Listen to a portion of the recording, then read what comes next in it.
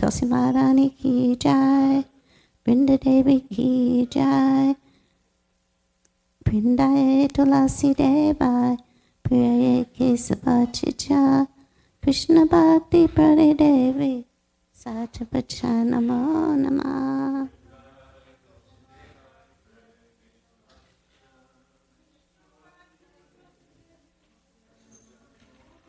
वृंदाए तुलसी देवाय प्रिय केशवाचिचा, विष्णु भक्ति प्रदे देवी साच बच्चा नमो नमः।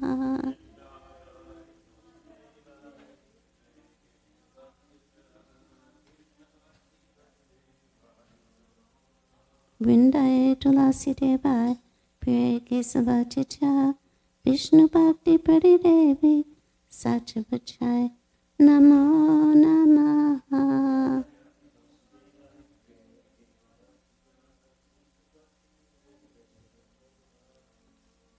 तुलसी महारानी की जय, वृंदा देवी की जय।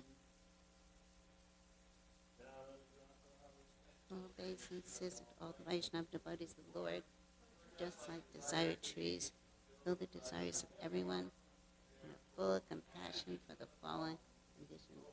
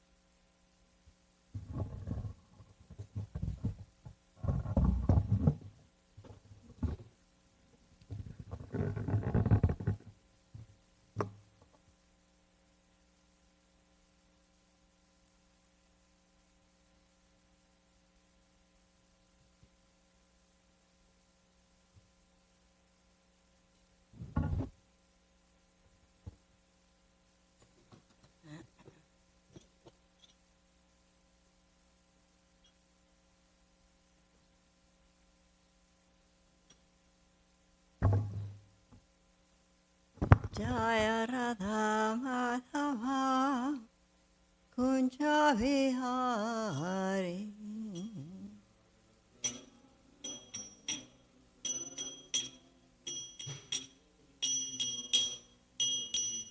Jaya Radha Madhava Kunja Vihari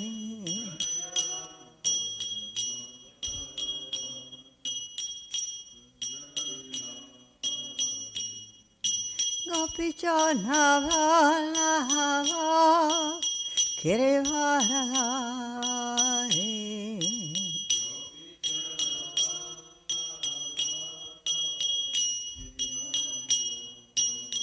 Yashodanandana Vrajacana Ranjana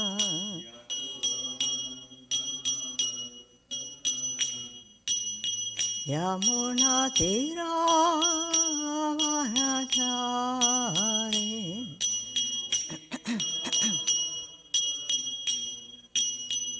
Jaya Radha Madhava Kunja Vihari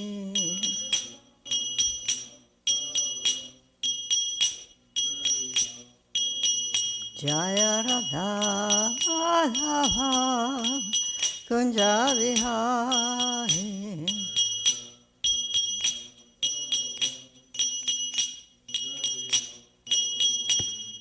Gopi Jana Vallabha Girivardhari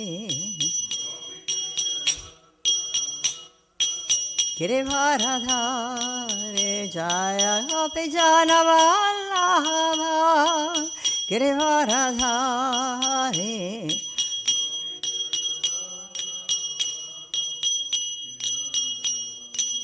Yashodanandana Vraja Naranjana Yasodanandana Vraja Naranjana Yamuna Tiravanachari Yamuna Tiravanachari Jaya Radha Madhava Kunja Vihari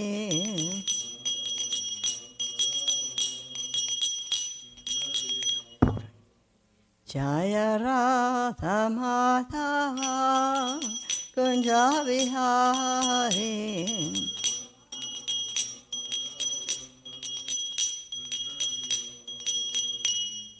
Gopi Janavallabha Girivaradhari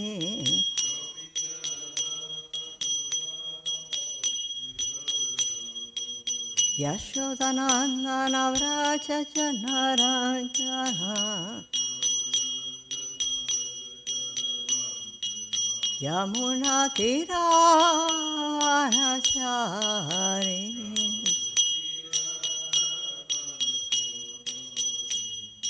Hare Krishna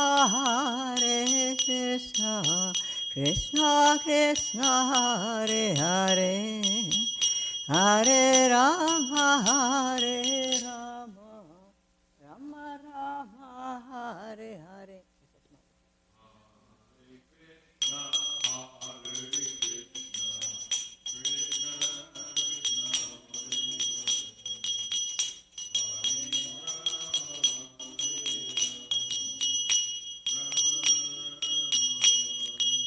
With enthusiasm. Hare Krishna,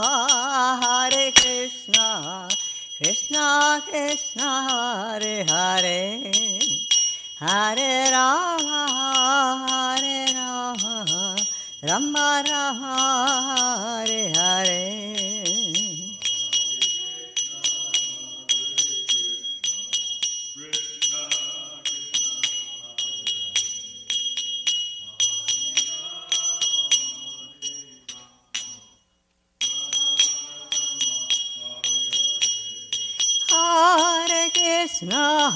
Hare Krishna, Krishna Krishna, Hare Hare, Hare Rama, Rama Rama, Hare Hare. Hare Krishna, Krishna Krishna, Hare Hare, Hare Rama, Rama Rama, Hare Hare.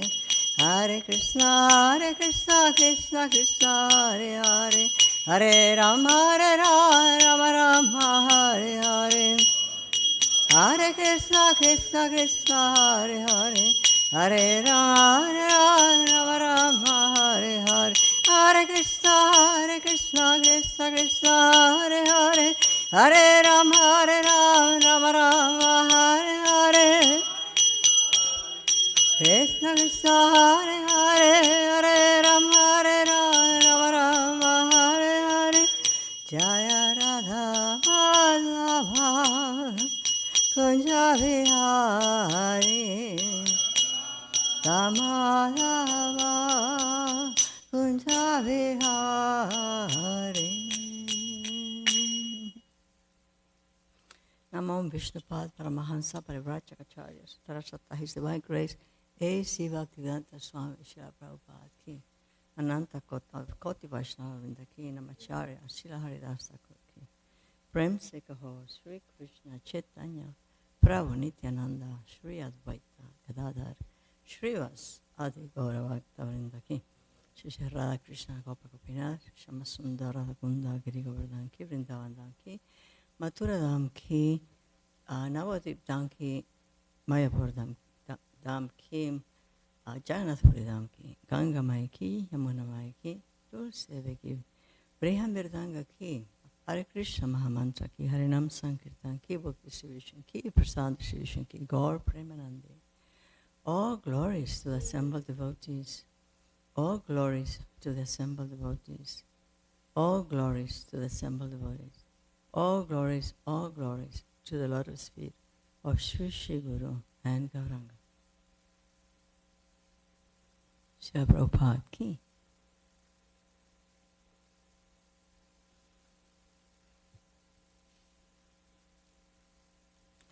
Today, the verse to be discussed, presented, is from the Srimad Bhagavatam, Canto 10, Chapter 50, verse number 29.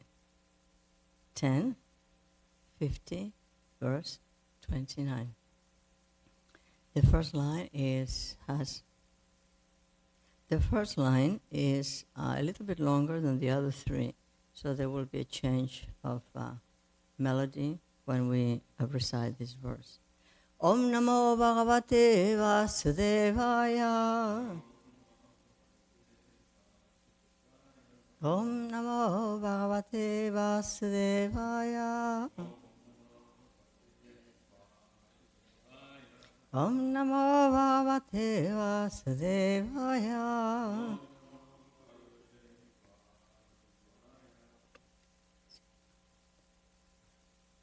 Sityu Bhavantam Bhuvanatrayasyaya.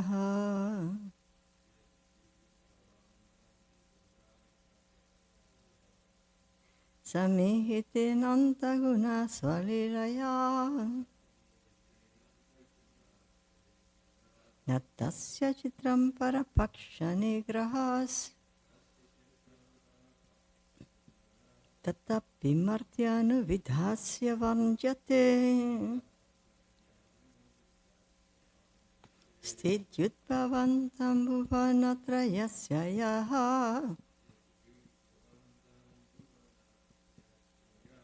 Samihite Nanta Guna Svalilaya. Natasya Chitram Parapaksha Nigrahas. Tathapi Martyanu Vidhasya Varnyate. Stityut Bhavantam Bhuvanatrayasyaya. Samihite Nanta Gunasvalilaya. Natasya Chitram Parapaksha Nigrahas. Tathapi Martyanu Vidhasya Varnyate. Devotees,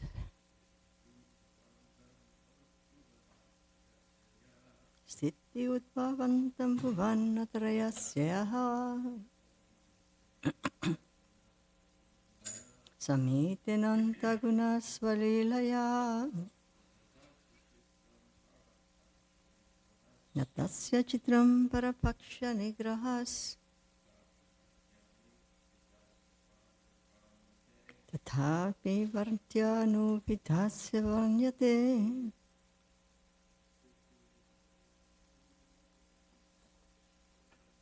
Stityut Bhavantam Bhuvanatrayasyaya. Samihite Nanta Gunasvalilaya.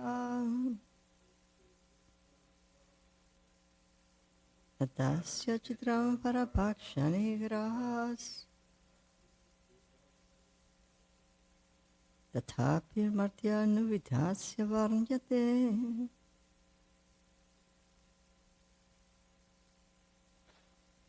Ladies,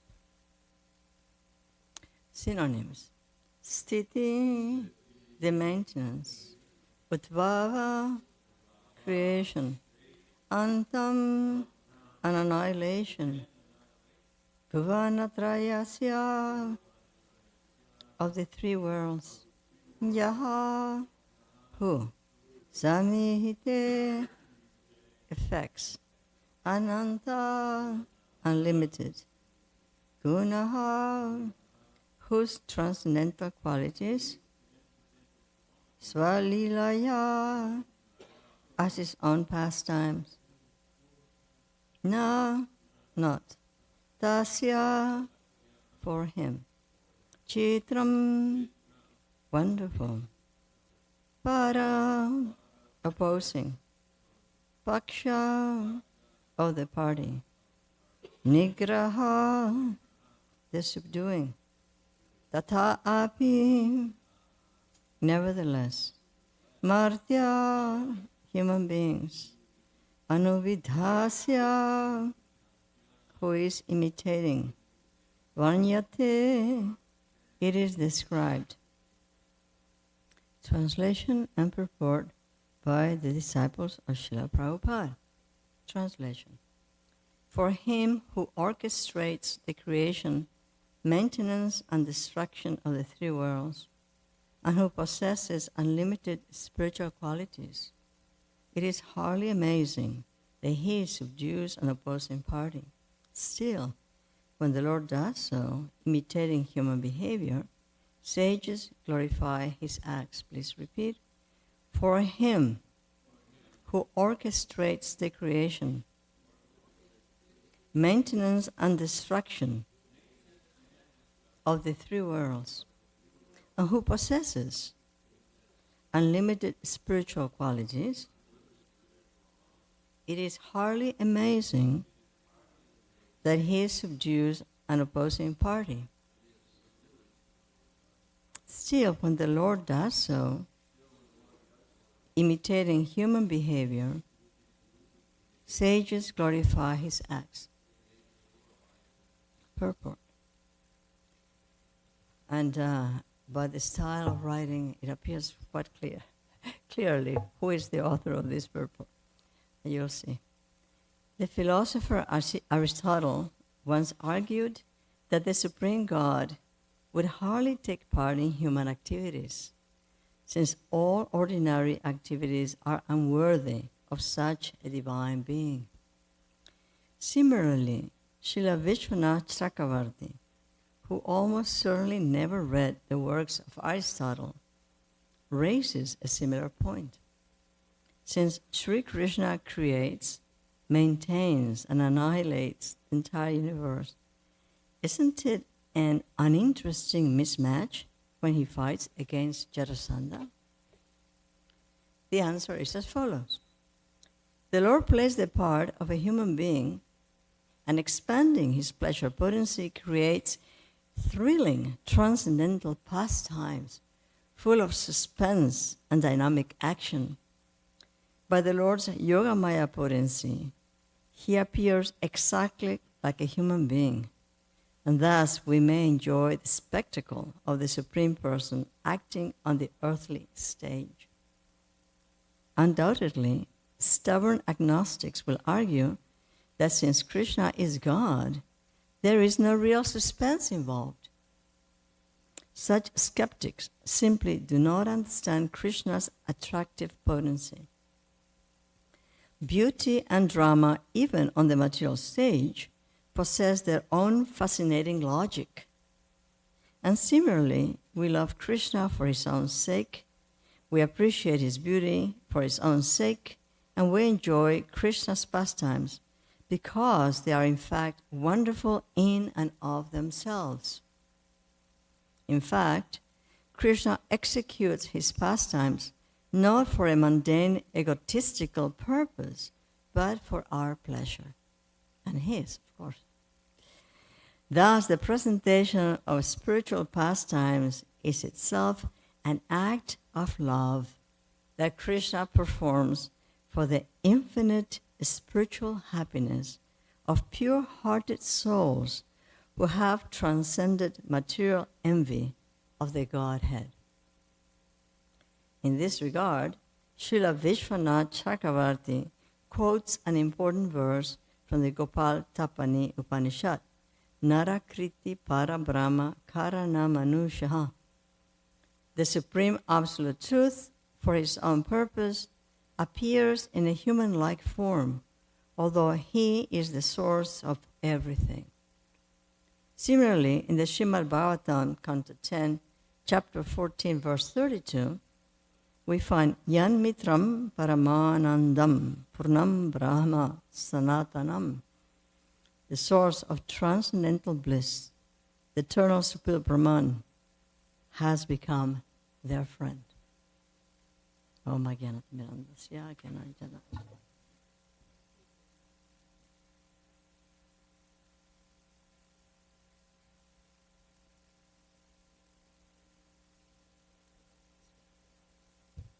Hey Krishna Karuna Sindhu, Navando Jagat Patim, Gopesha Gopika Kanta, Radha Kanta Namostute, Tapta Kanchana Gaurangi, Radhe Vrindavaneshwari, Prishavanu Sute Devi, Pranamami Hari Priya, Vanchakal Pataru Yascha, Kipasindayavata, Patisaram Kavaniri Vaishnavya Namo Namaha, Jaya Sri Krishna Chaitanya, Prabhu Nityananda, Sri Advaita Gadadhar, Sri Vasadi Gaura Bhaktavinda.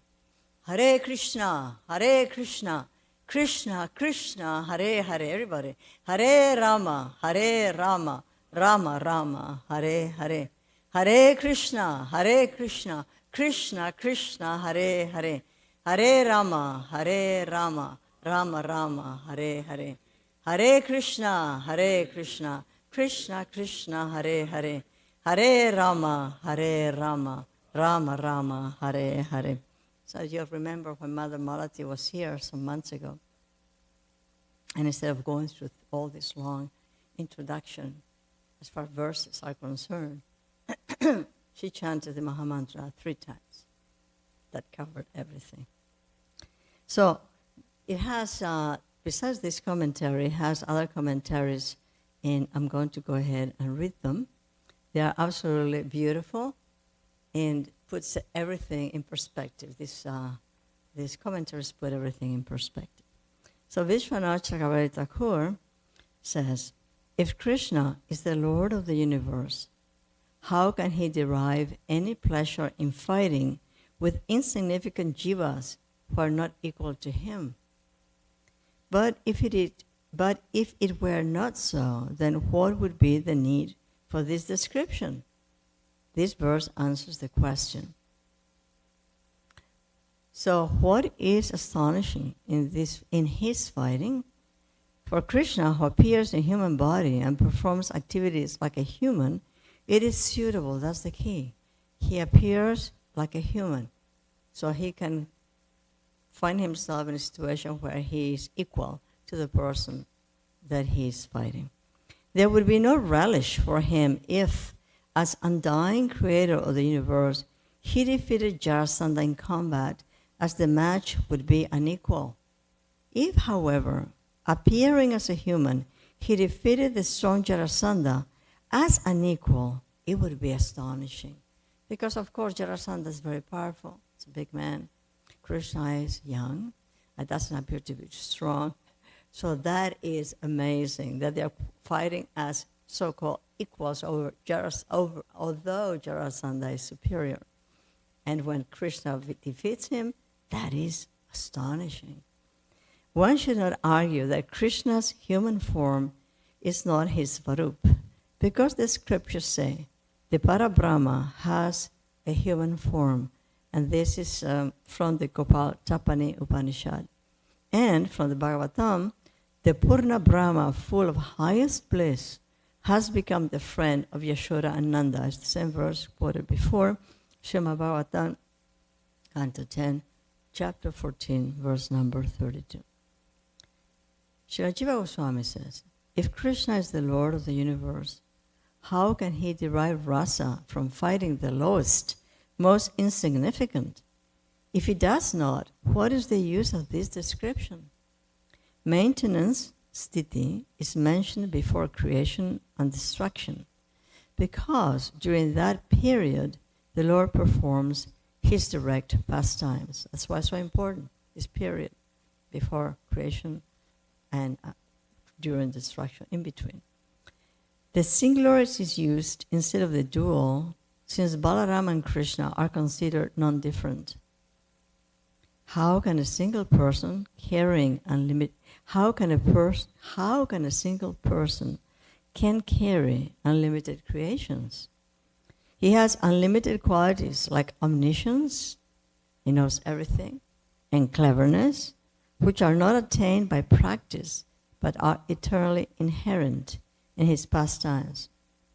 Swalilaya, his own personal pastimes. The word swa, own, his own, indicates his complete independent nature. Defeating an enemy is not cause for astonishment, chitram. Because it indicates cause, it does not change to masculine gender. Having presented the question, the conclusion is given. He performs activities, and this is the conclusion. He performs activities that appear to be material as part of his human pastimes, but there is no degradation of his powers. And the Sanskrit term is Martya Nuvidasya. Srila Sanatana Goswami writes something similar. It is not astonishing that he killed the unlimited troops so quickly, with ease. This verse shows that he is the Lord of the universe. He creates the world as his play. Krida, fun, play, enjoyment. He does that to enjoy. He maintains and creates and destroys also as he destroys the troops. Every day of Brahma, this creation and destruction of the three worlds takes place. So here in the use of the word in the singular form instead of the dual form, it's another version, another understanding. Krishna is meant only since he is the chief person, and that's why the dual ending is not used. In the previous commentary by Srila Jiva Goswami said that they are one, Krishna and Balarama are one, so there is no need to use the dual form. And here it said there's no need to use the dual form because it's only Krishna is meant, since he is the chief person. He performs this act in a fixed manner, since he has unlimited qualities like omniscience and cleverness, which he accomplishes without any endeavor. Defeating the assistance of the enemy of Yadus is not a cause for astonishment. He follows after human behavior with such acts as defeating Jarasanda's troops. This indicates the extraordinary sweetness of his pastime. So we heard yesterday in the class that there was a river of blood, and the different parts of the bodies of the soldiers killed were like blood going toward the ocean, represented or appeared to be like different kinds of aquatics or animals. And we know that Krishna has very strong sense of taste. He's very tasteful. And everything that he does is very tastefully done. So even though it appears very gory to us, we also have to understand that Krishna's activities are extremely beautiful, in that this creates a contrast between how we perceive things and how things are. And how we perceive things is because, as Gauri, is because of being conditioned individuals, conditioned souls. And the pure transcendental souls who are hearing these pastimes, who are reading these pastimes, understand that everything is full of grace and beauty on the part of the Supreme Lord. And it's also said here that the Lord has unlimited qualities. There is no end to his qualities. We can start making a list of 64 qualities, but that's just barely the beginning, because there is no quality that is not present in him, and there are qualities that we're not even aware of. Not only that, but the qualities keep increasing and increasing and increasing without end. It's things that we cannot perceive because of our conditioning.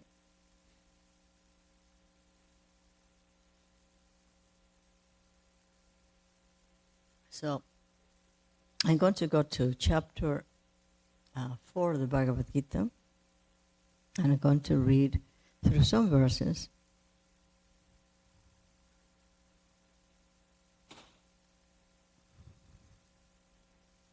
Starting with verse 6 and ending with verse 9.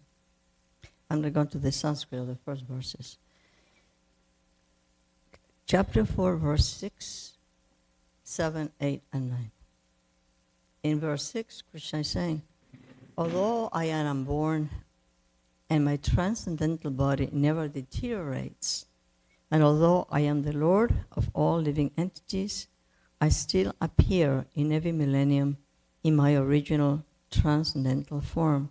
So he's explaining that he is coming, and he is unborn, and yet he appears, and that he is unlimited, and yet appears to be a limited entity, a living being.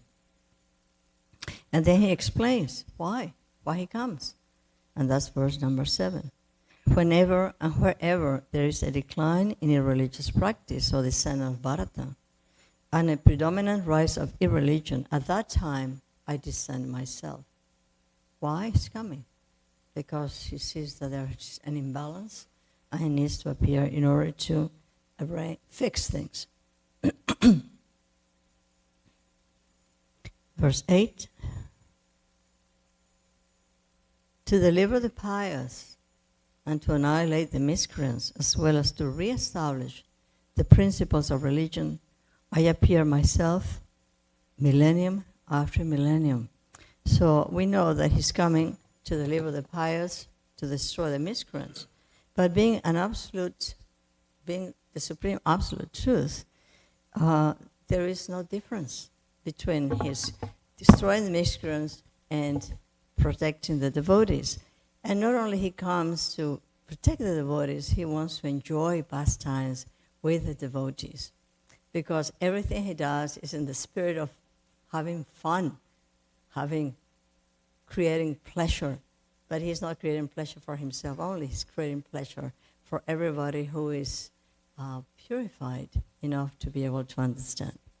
So there was a class that I mentioned the other day, is a Bhagavad Gita class from London, that Srila Prabhupada gave on March 10th, 1975.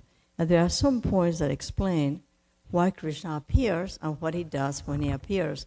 And we also heard the other day that in his form as Lord Chaitanya, his forms as Lord Chaitanya Nityananda, he appears not to destroy, not to kill, but to kill the sinful propensity of the individuals who are sinful by nature.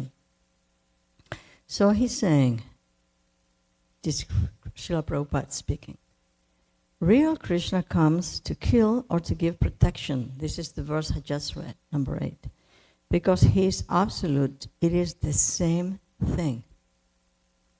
If he is killing some demons, what's happening? He's giving them protection. In other words, not killing for the sake of killing, is to give protection to these inimical personalities. He stops their demoniac activities further, which would implicate them in more trouble. He saves them. The absolute truth, this is the absolute. Either he protects his devotee or kills the demons, the result is the same. Therefore, he's called absolute. So we have to remember that he could have killed Jarasandha at the beginning, with the first fight, the first war. But he decided not to kill Jarasandha because he had a project in mind. Krishna had a project in mind, which was to eliminate all these living entities that needed to be protected against their own tendencies to commit sinful activities. And so he took Jarasandha prisoner, released him, while all the soldiers of Jarasandha were destroyed. But were destroyed, only the body was taken off so that they could progress on their spiritual search. Can you imagine being in the presence of Krishna fighting and being killed by Krishna? Because we also have to remember that there were so many soldiers on the opposing party, and just a small, a small group of soldiers on Krishna's side. And nobody was, on his Christian side, was even touched. Nobody was hurt. But everybody else was eliminated. And in the process of all these 18 wars, all of these soldiers were eliminated, the ones that were fighting with for Jarasandha, on Jarasandha's side. So Srila Prabhupada also talks about how there is no question of killing because we're eternal beings.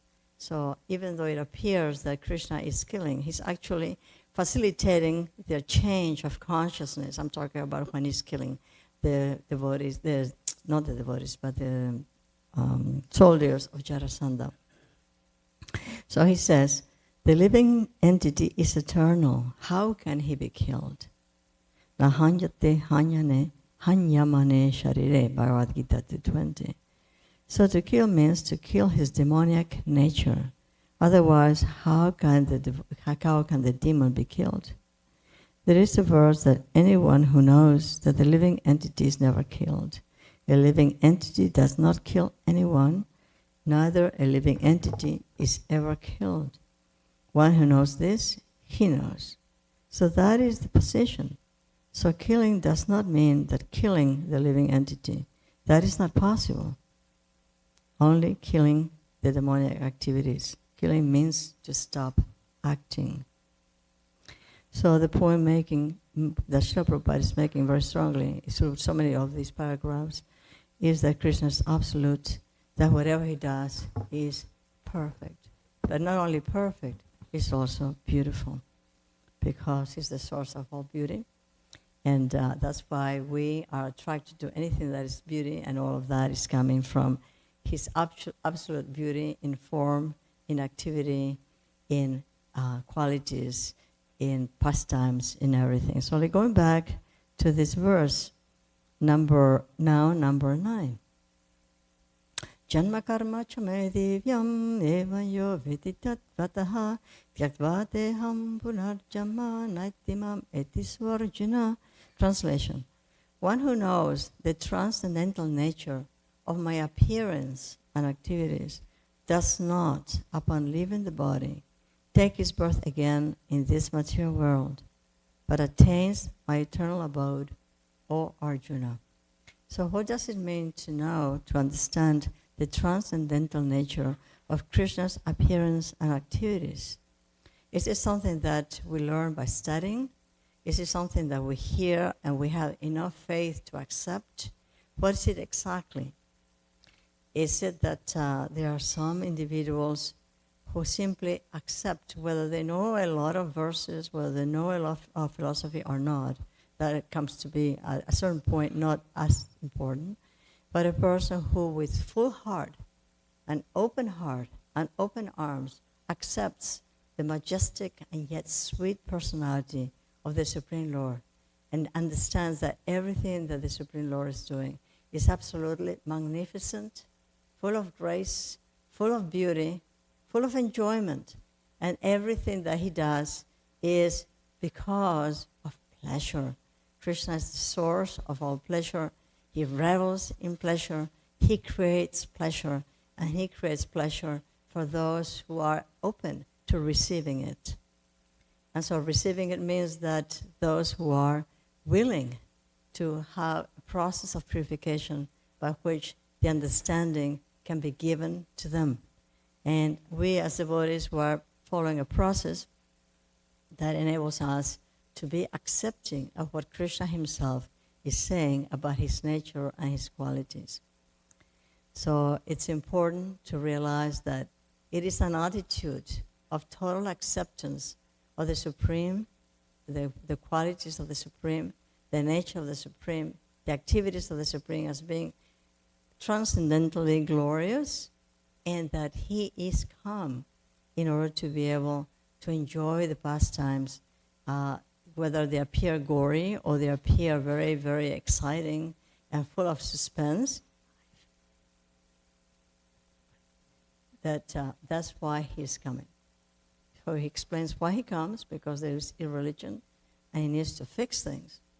And when he comes, he fixes things very beautifully. So I'm going to read something of the purport here. The Lord's descent from his transcendental abode is already explained in the 6th verse.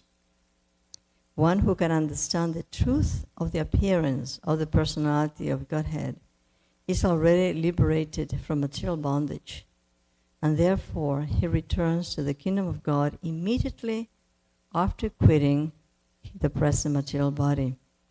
So we have to also think, am I ready to enter into Krishna's Bhoma pastimes? Do I understand what his pastimes are all about? Do I have full knowledge? And of course, is this kind of transcendental knowledge, not material knowledge that can be acquired by the intellect, but the knowledge that is acquired from the Lord, given to us into our hearts. The impersonalists and the yogis attain liberation only after much trouble and many, many births. Even then, the liberation they achieve, which is merging into the impersonal Brahmajyoti of the Lord, is only partial, and there is the risk of returning to this material world.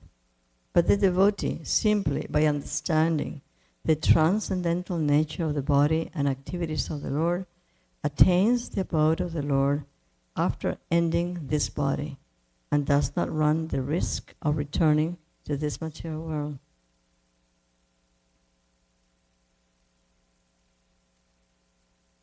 One can attain the perfect stage of liberation from birth and death simply by knowing the Lord, the Supreme Personality of Godhead, and there is no other way to achieve perfection. This is a Vedic assertion, tam eva vididvati mirtyum eti nanyaha panta vidyate yanaya, which makes us think about simply by knowing the Supreme Personality of Godhead.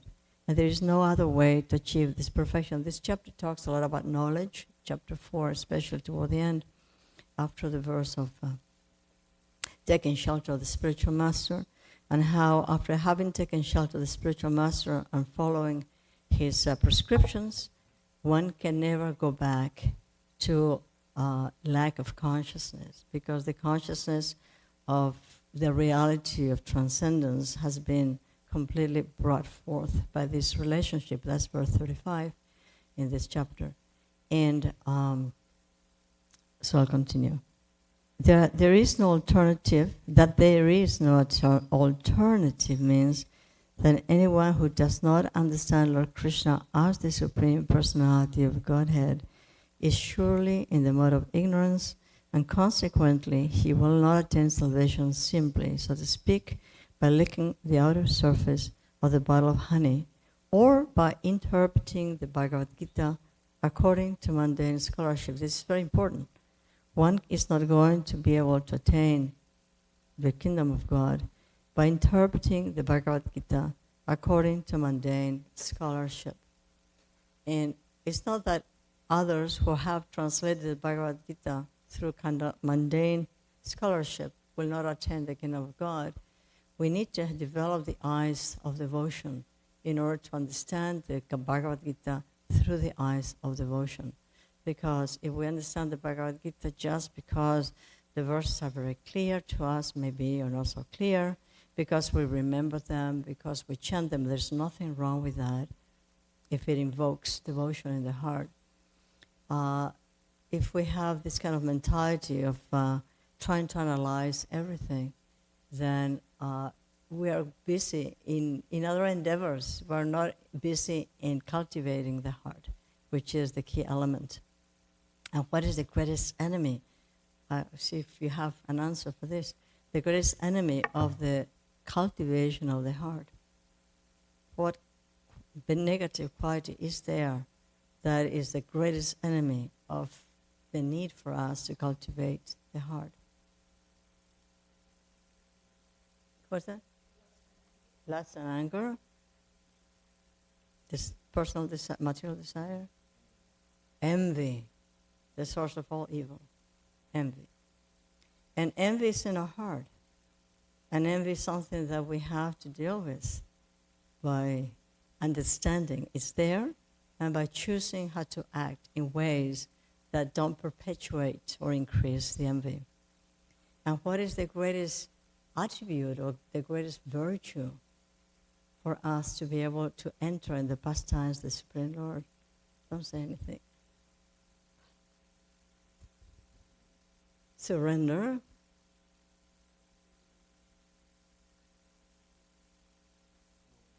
Their holy name. They're all wonderful. I can't hear you, Krishna. Hearing and serving advanced devotees, that's a very good answer. All of these are very good. Humility. Humility, which is the basis of everything that is being said here. The worst problem, envy.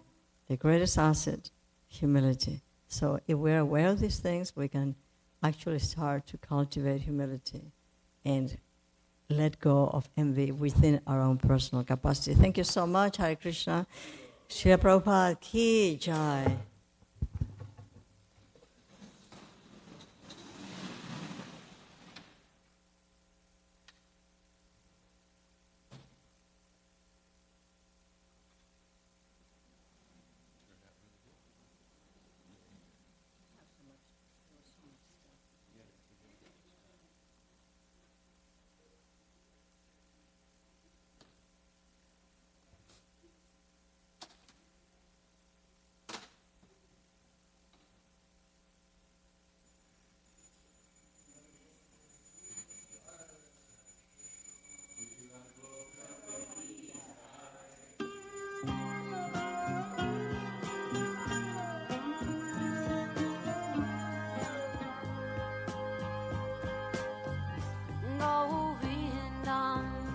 Adipurusham Tamaham Bhajami Govindam Adipurusham Tamaham Bhajami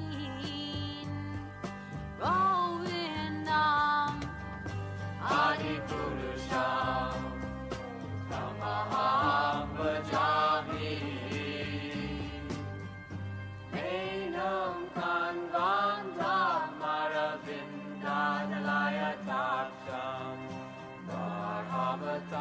Samasitam Buddha Sundarangam Kandar Ako Vidamaniya Vishesha Shobha Govindam Adipurusham Tamaham Bhajami Govindam Adipurusham Tamaham Bhajami Govindam Adipurusham Tamaham Bhajami Andani Yasa Sakalen Priya Priti Manti Vasyan Divan Vikayanti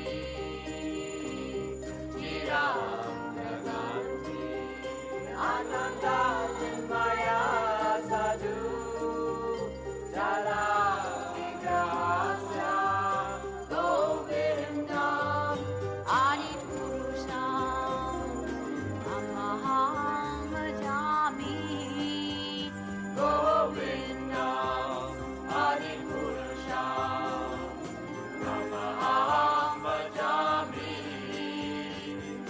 Govindam Adipurusham Tamaham Bhajami Govindam Adipurusham Tamaham Bhajami Govindam Adipurusham Tamaham Bhajami Govindam.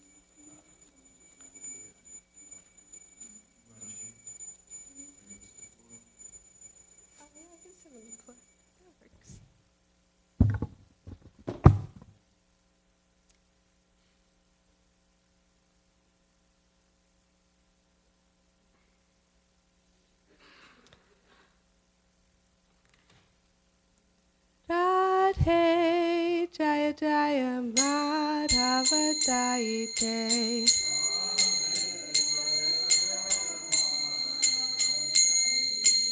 Radhe Jaya Jaya Madhava Daite.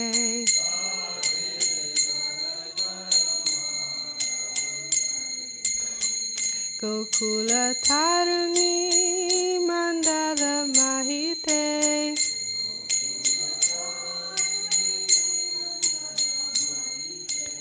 Radhe Jaya Jaya Madhava Daite.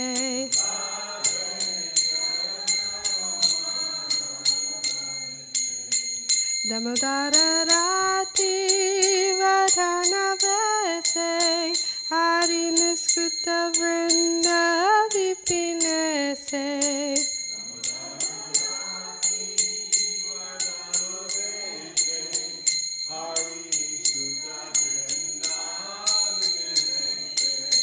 Damodara Rati Vadhana Vese Hari Niskuta Vrinda Vipinese.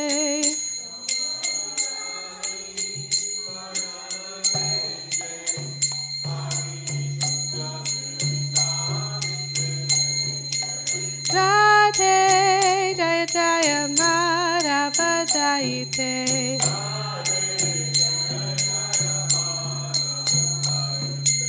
Radhe Jaya Jaya Madhava Daite.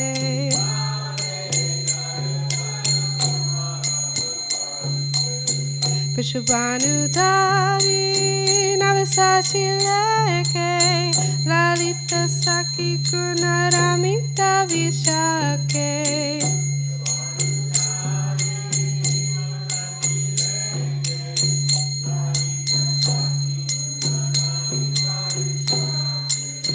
Vishubhanu Dari Navasachi Leke Lalita Saki Gunaramita Vishake.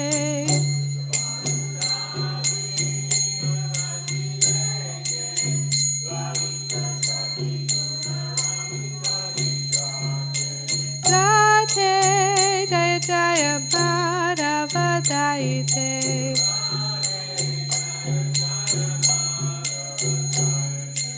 Radhe Jaya Jaya Madhava Daite.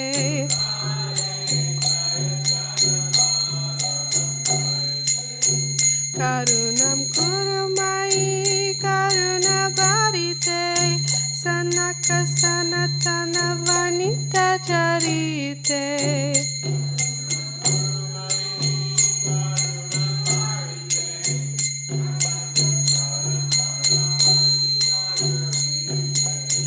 Karunam Kurumai Karuna Bharite Sanaka Sanatana Vanita Charite.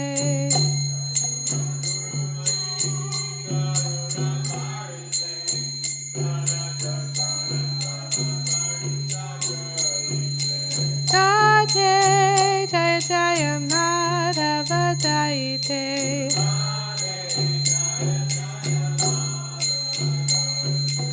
Radhe Jaya Jaya Madhava Daite.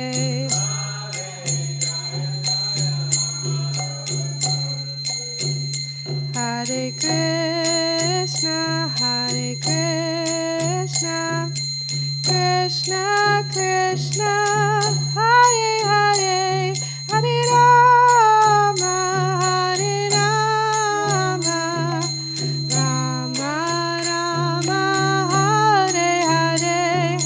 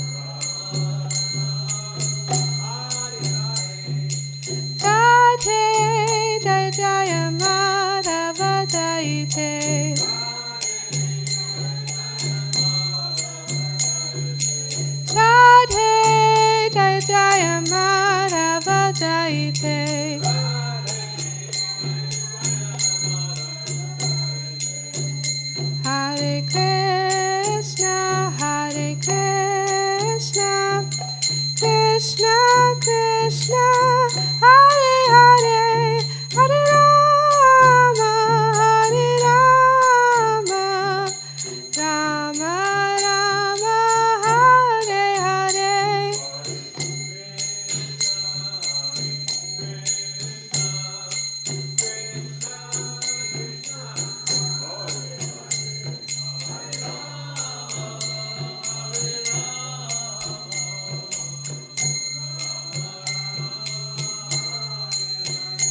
Hare Krishna, Hare Krishna,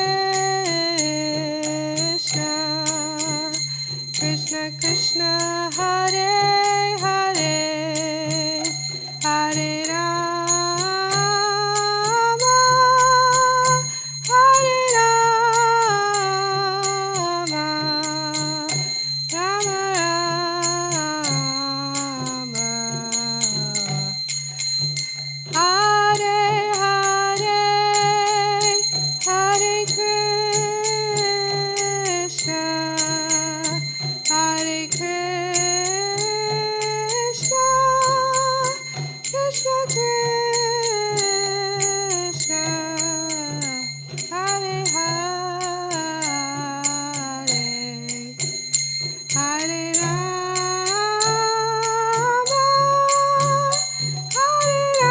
Hare Rama, Rama Hare Krishna, Krishna Krishna, Hare Hare, Hare Rama, Rama Rama, Hare Hare Krishna.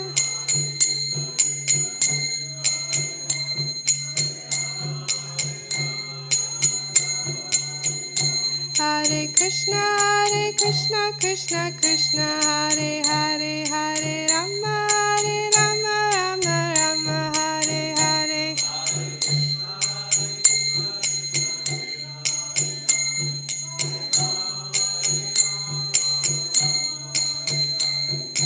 Radhe Jaya Jaya Madhava Daite. Radhe Jaya Jaya Madhava Daite.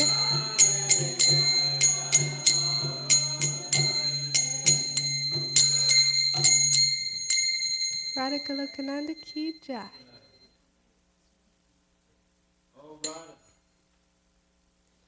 Oh. All glory unto you. All glory unto you. Beloved of God, object of worship for all who grow. You invest yourself in such a way that you keep word of God. You are the controller of God. Pleasure grows and flows. You are a new moon of vision. The ocean seas is around. You are the friend of the Buddha. And your wonderful flaws and your friendliness, kindness, faithfulness, and Krishna, and giving of yourself. You are an ocean of compassion, and the divine characteristics are described in the four Kumaras, Sanaka, Sanatana, Sanandana, and Sanat Kumara. Oh Radha, please be merciful to me.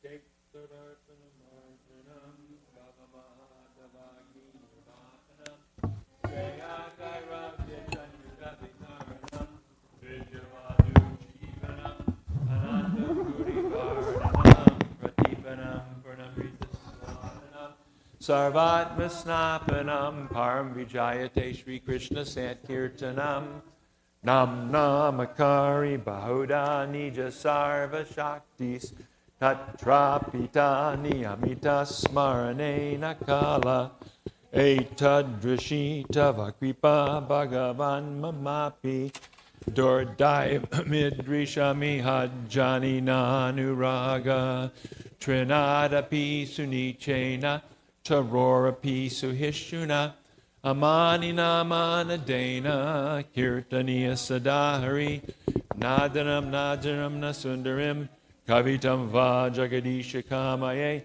Mama Janmani Janmani Ishvare Bhavatat Bhaktira Hoitaki Twai Ainanda Tanuja Kinkaram Patitamam Vishame Bhavam Budao Kripayata Vabata Pankaja Stita Duli Sadrishim Vachintaya Nayanam Galadashu Daraya Varanam Gadgada Hridaya Gira Pulakarnishitam Vapukada Tavanama Grahane Bhavishyati Yugayatam Namishena Chakshusha Pravashayatam Shunayatam Jagat Sarvam Govindam Virahename Ashlishyavapadamratam Panastumam Adarshanam Marmahatakarotuva Yatatatava Vidadatu Mat Prananatas Eva Napara. Victory to the Sri Krishna Sankirtan, which cleanses the heart of all the dust accumulated for years and extinguishes the fire of conditional life, of repeated birth and death. This Sankirtan movement is the prime benediction for humanity at large because it spreads the rays of the benediction moon. It is the life of all transcendental knowledge. It increases the ocean of transcendental bliss and enables us to fully taste the nectar for which we are always anxious.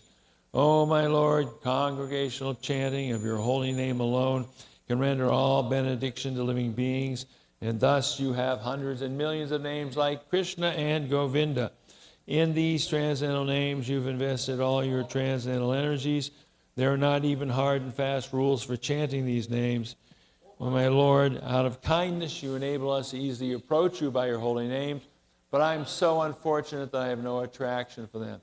One should chant the holy name of the Lord in a humble state of mind, thinking oneself lower than the straw in the street. One should be more tolerant than a tree, devoid of all sense of false prestige, and should be ready to offer all respects to others. In such a state of mind, one can chant the holy name of the Lord constantly. O Almighty Lord, I have no desire to accumulate wealth, nor do I desire beautiful women, nor do I want any number of followers. I only want your causeless devotional service, birth after birth. O Almighty Lord, I have no desire. O Son, I am your eternal servitor. Yet somehow or other I have fallen into the ocean of birth and death. Please pick me up from this ocean of death and place me as one of the atoms at your lotus feet. Oh, my Lord, when will my eyes be decorated with tears of love flowing constantly when I chant your holy name? When will my voice choke up, and when will the hairs of my body stand on end at the recitation of your name? Oh, Govinda, feeling your separation, I am considering a moment to be like 12 years or more. Tears are flowing from my eyes like torrents of rain. I'm feeling all vacant in the world in your absence. I know no